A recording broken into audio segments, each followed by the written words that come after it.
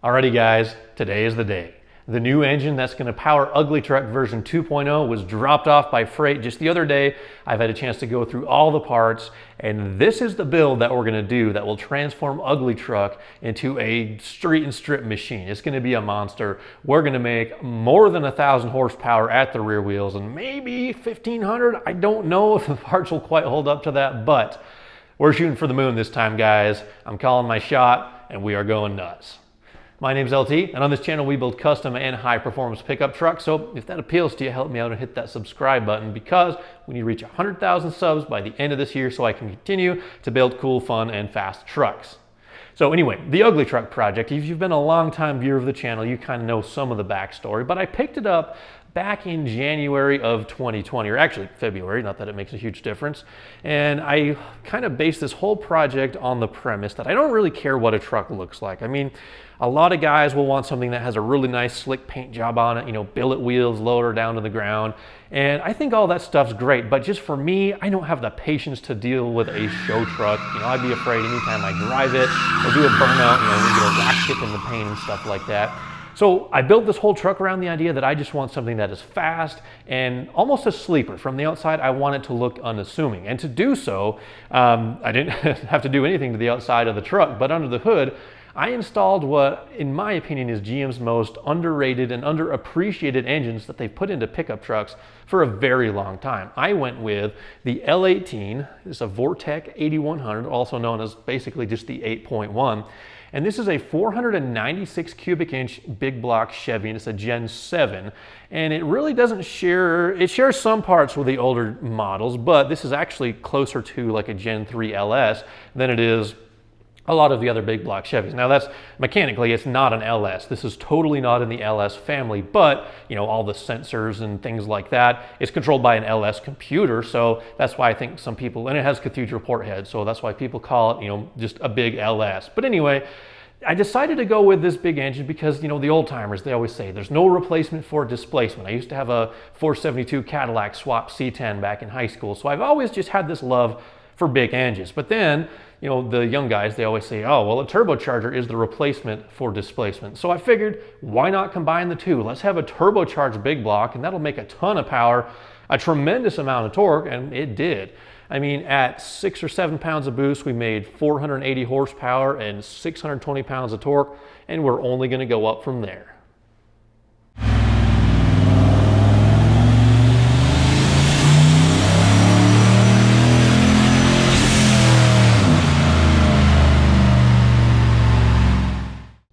Now, one of the great things about the LS engines is from the factory, they're pretty much bulletproof, almost indestructible. I mean, you can run, and a lot of people have run 1,000 horsepower through a stock bottom end LS with no problems at all. But unfortunately for me, the reason why I haven't turned the 8.1 up that high is just because the stock pistons that they used in these Gen 7 big blocks were a lot weaker than the LS pistons.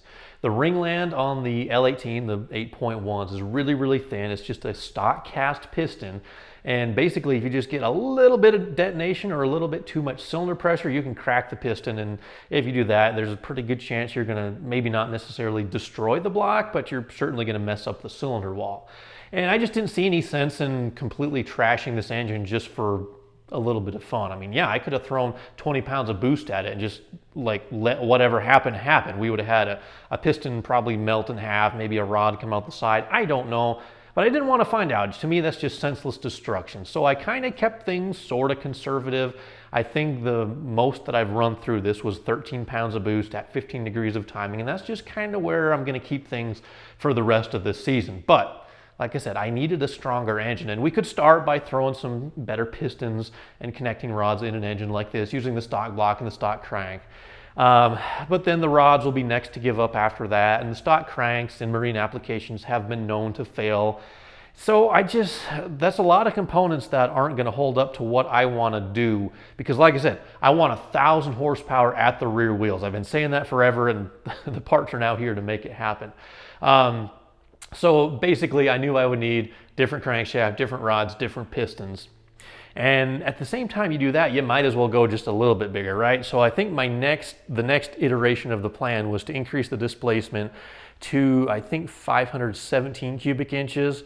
That would be a stock block with a little bit bigger bore and then all aftermarket goodies inside it. But I had an opportunity. I've been working with Raylar Engineering, and they had a cool couple extra parts that I was able to get from them, and we are going even bigger. Now, I know I teased you guys on one of the little short videos that I put up just the other day, but we are going with a completely aftermarket solution for a 8.1 based engine, but we are going much, much bigger. But let me show you what we're starting with. So this guy right here, this is the new engine block that we're going to be using. And it's actually made by a company called PSI. That's Power Solutions International, I believe.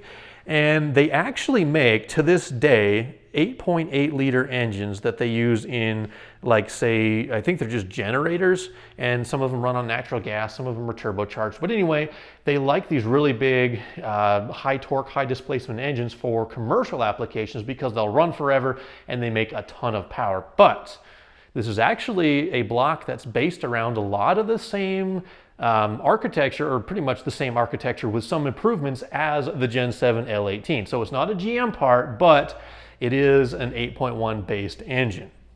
So some of the changes that they've made, it's got a much thicker deck to it. It has thicker cylinder walls.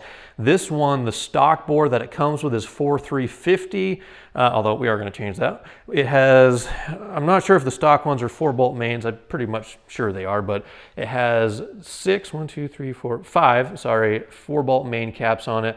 This one actually has oil squirters in the mains that'll squirt oil up into the piston to improve piston cooling, which the stock engine does not have. So basically this will bolt sort of in place of my truck now. It has the same bell housing pattern on the bag, the same cylinder head pattern, but we have basically just a much stronger block that can hold up to a lot more abuse. All right, so an empty block is great, but we obviously have to fill it with some parts like the crankshaft, and that's what I'm going to show you next. But first, I just wanted to give you guys a couple of numbers, just some food for thought to compare this new engine that we're building against some other common stuff that you might see or have heard of, and I'll use the LQ4, just a common 6-liter LS as a comparison point. We'll compare against the stock L18 and then the PSI 8.8. So an LQ4, that's like your most popular LS swap engine, has a 4-inch bore and a 362 stroke. That gives you 364 cubic inches or 6 liters. The L18, the stock 8.1, has a 4¼ inch bore, so a 1/4 inch bigger, and a 4,370 stroke for 496 cubic inches. And then finally, the PSI 8.8, the engine that block normally would get built into for, industrial power plant or power generation application, whatever they use it for, that final displacement would have been 535 cubic inches with a 4,350 bore and a 4,500 stroke. Now, we're actually even going a little bit bigger than that, but we are using the same style of crankshaft, and all the parts that I'm about to show you, including the block, I did get from Raylar Engineering. So if you want to hop up or modify your 8.1, just check them out, raylarengineering.com. They have just about everything you need to build an awesome 8.1 based engine, including this super heavy, awesomely strong crankshaft. Now, this is a 4,500 stroke crankshaft, and it fits all the same, like the bearings and stuff. This is all standard big block Chevy. So from the deck surface down, a lot of this stuff will interchange with, Gen 6 and Mark 5 big block stuff. Although this crank, it does have this little groove right here, and that's to line up the reluctor wheel, the 24X reluctor that'll work with the computer that's in UglyTruck. And actually, because PSI still makes these, you can actually get a 58X reluctor on a 8.1 crank if you want to use it in a little bit newer, like E38 ECM. But anyway, this is made from 4340 forged steel. It is a 4,500 stroke, and it does have a keyway on the front, which is nice because, like, say if I ever did want to drive a supercharger from this, you won't have to drill and pin the crank. But anyway, the stock just used the little like dowel pins, where a keyway crank is a whole lot stronger. So anyway, 4,500 stroke, and this does take a 6.700 connecting rod, which once again is kind of standard big block Chevy stuff.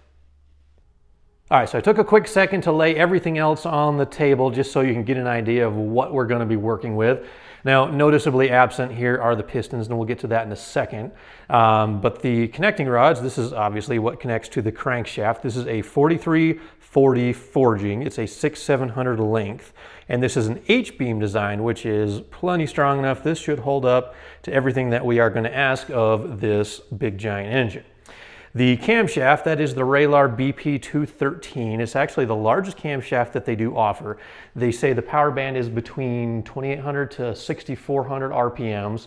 I'm not going to tell you the cam specs because that's kind of like their proprietary information, but I will tell you it's a proportional cam size to the size of the engine, because as the engine gets larger, a same size camshaft will effectively become smaller. But I would say this is about equivalent to like a 224, 228, something like that in say a 5.3. So it'll have a nice idle to it, it'll sound great, it'll have really amazing power in the mid to upper RPM ranges. I can't wait to get this thing started just so I can hear it idle.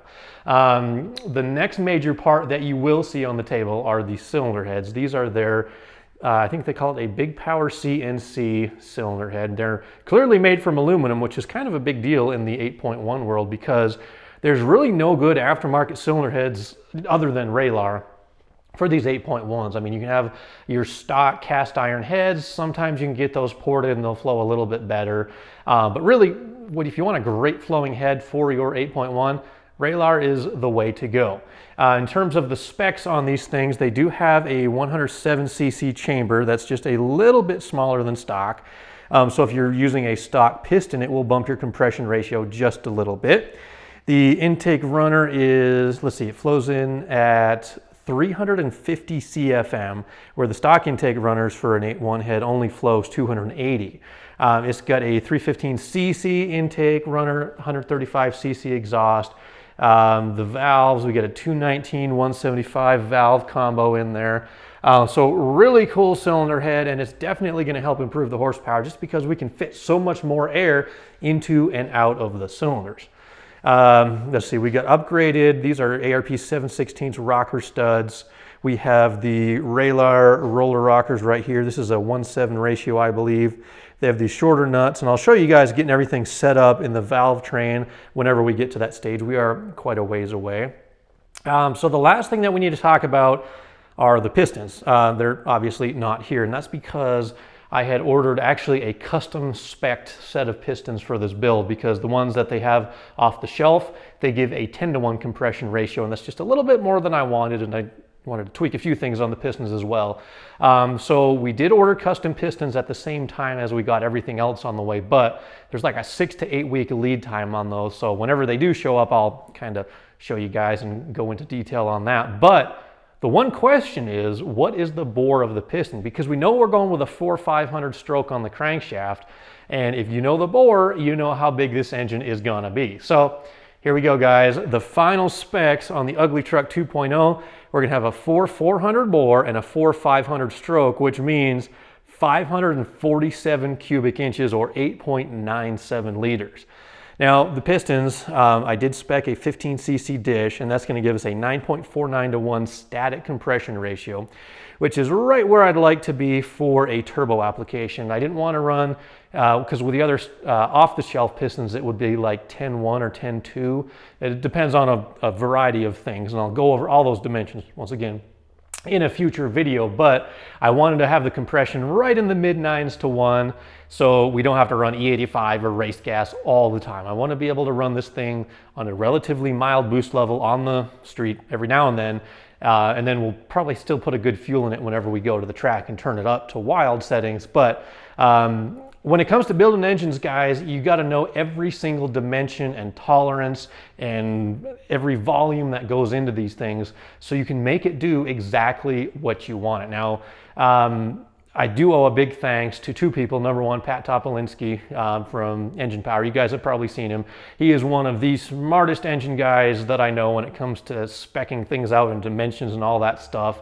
And the second name is Hank Slocum. He's another 8.1 guy, and he builds a ton of these things. So I owe a big thanks to those two guys for helping me kind of spec out these parts and set them to the dimensions that I want so the engine does what I need it to. Now, in terms of some steps here, kind of moving forward, here's what we're going to do. Whenever we do get the pistons in, I need to take this block and I need to find a good machine shop locally. So, oh, by the way, if you're near the Salt Lake City area and if you know a top quality engine machine shop, let me know because I don't know anybody around here. But what we're going to have to do is we're going to set the deck height. I have specified a certain deck height I need this to be. We do need to open up the bores because this is a 4.350 bore. We're going with a 4.400 and then hone it, and probably, I don't know if we'll have the line hone checked at least, and then we'll have it cleaned up because this is just a freshly, this is like a production line machined block. It hasn't been cleaned yet or anything like that. So we'll have it, you know, we'll give it a bath, we'll clean it up. I'll have them put the cam bearings in it. And then the rest of the assembly is going to be up to me. So I do need to get a few more measuring tools and things like that just to make sure, you know, bearing clearances, I know what the oil clearance is and all that good stuff. And of course, because we make YouTube videos, I'm going to show you guys every step along the way. Now, I have one thing to ask of you guys. If you would like, you don't have to, but if you'd like to help support the channel, head on over to tolmanperformance.com and pick yourself up a t-shirt because engine parts are expensive and I need to sell more t-shirts to help pay for some. We'll get a couple of cool designs over there, but what also help quite a bit is just click the like button, subscribe to the channel, and drop a comment down below. All those things help my channel grow in the algorithm, and it's just part of being a YouTuber. So I got to ask you guys to pretty please help me out. Now, what's going to happen in next week's upload? Today is Sunday, and then I think the next upload I'll have for you guys is Thursday. I usually do 2 a week. We are going to be tearing apart the 4L80 transmission because, like I said, if you guys watched the channel or watched the upload a couple of 2 or 3 episodes ago, you see that we had this input carrier assembly is just way loose. There's a ton of play in there. There were roller bearings in the bottom of the pan. So we're going to tear this apart. We're going to throw, we do have more parts over here. We're going to throw all these transmission parts in there. So anyway, that's going to happen next time. Thank you guys for watching. I'll catch you in a few days.